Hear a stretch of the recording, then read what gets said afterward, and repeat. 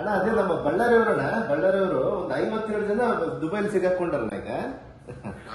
ಅದೇ ಈಗ ತಾವು ಅದೇ ನಮ್ಮ ಇವ್ರು ಅಂಜು ಪರ್ವೇಶ್ ಸರ್ ಮಾತಾಡಿದ್ರಂತ ಅಣ್ಣ ಈಗ 52 ಜನ ಪಾಪ ಅದರಲ್ಲಿ 25 ಜನ ಹೆಣ್ಮಕ್ಳಿದಾರಣ್ಣ.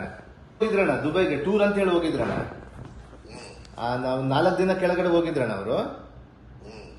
ಮೊನ್ನೆ ಸಡನ್ ಆಗಿ ಇವತ್ತು ಏರ್ಪೋರ್ಟ್ ಬರೋಷ್ಟೊಳಗೆ ಅವ್ರಿಗೆ ಏನ್ ಸ್ಟ್ರೈಕ್ ಆಗಿದೆ ಅಂತೇಳಿ ಒಳಗೆ ಏರ್ಪೋರ್ಟ್ ಅಲ್ಲಿ ಕೂಡ ಕರ್ಕೊಂಡಿಲ್ಲ ಅವ್ರನ್ನ ಪಾಪ ಎಲ್ಲೋ ರಸ್ತೆಯಲ್ಲಿ ಇದ್ರೆ ಮತ್ತೆ ಅಲ್ಲಿಂದ ಬಂದು ಎಲ್ಲೋ ಒಂದು ಹೋಟ್ಲಲ್ಲಿ ಉಳ್ಕೊಂಡಾರಣ್ಣ ಈಗ 52 ಜನ. ಅದರಲ್ಲಿ ಬಳ್ಳಾರಿಯವರು ಒಂದು 32 ಜನನ ನಮ್ಮ ಕ್ಷೇತ್ರದವ್ರೆ, ಮತ್ತೆ ಆಮೇಲೆ ಇವರು ಸಿರುಗುಪ್ಪದವ್ರು ಒಂದು 20 ಜನನ, ಎಲ್ಲ 52 ಜನ ಆಗ್ಯಾರಣ್ಣ ಅವ್ರ. ಅದಕ್ಕೆ ಈಗ ನಮ್ಮ ಅದೇ ಇವ್ರು ಯಾರು ಇನ್ಕಮ್ಗ ಅಂತೇಳಿ ಜಮೀರ್ ಅಂತೇಳಿ ರೆಸಿಡೆಂಟ್ ಕಮಿಷನರ್ ಮಾತಾಡಿದ್ರಂತಾನ ಅವರು. ಅವರು ಪಾಪ ನಮ್ಮ ಇವರೆಲ್ಲರೂ ಅಲ್ಲಿ ಹೋಗಿರೋರೆಲ್ಲರೂ CM ಸಾಹೇಬ್ರ ಗಮನಕ್ಕೆ ತಂದಿದೆ ಅಂತ ಹೇಳ್ದಣ ಅವಾಗ್ಲೇ ಆಲ್ರೆಡಿ ಅವ್ರಿಗೆ.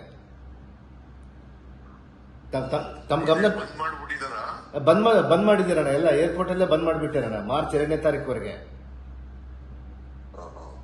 ಏರ್ ಸ್ಟ್ರೈಕ್ ಆಗಿದೆ ಅಣ್ಣ ಅಲ್ಲಿ. ಆಮೇಲೆ ನಮ್ ಭರತ್ ರೆಡ್ಡಿನೂ ಅಲ್ಲೇ ಇದಾನಂತ.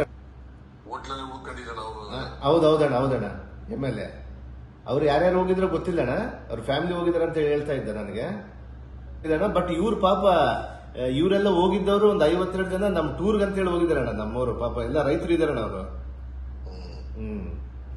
ಅದಕ್ಕೆ ತಾವು ಮಾತಾಡಿದ್ರಿ ಅಂತ ಹೇಳಿ ನನಗೆ.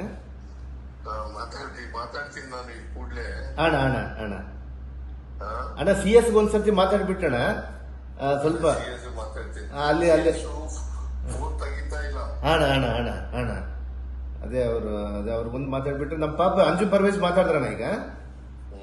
ಅವ್ರಿಗೆ ಮಾತಾಡಿ ಮತ್ತೆ ಅವರು ರೆಸಿಡೆಂಟ್ ಕಮಿಷನರ್ಗೂ ಮಾತಾಡಿ ನಾನು ಜಮೀರ್ ಅವ್ರಿಗೂ ಮಾತಾಡಿದಣ್ಣ ಈಗ ಡೆಲ್ಲಿಯಲ್ಲಿ. ಅವರು ಹೇಳಿದ್ದಣ್ಣ 2ನೇ ತಾರೀಕುವರೆಗೆ ಏನ್ ಮಾಡಕ್ ಆಗಲ್ಲ, ಸ್ವಲ್ಪ ಹೆಂಗಾದ್ರು ಅವ್ರ ಇದು ಧೈರ್ಯವಾಗಿ ಇರ್ಲಿಕ್ಕೆ ಹೇಳಿ, ನಾವು ಇಂಡಿಯನ್ ಗವರ್ಮೆಂಟ್ ಇಂದ ಏನ್ ಬರುತ್ತೆ ಅವಾಗ ಮಾಡ್ಬೇಕಂತ ಹೇಳಿದ್ರಣ್ಣ ಅವರು.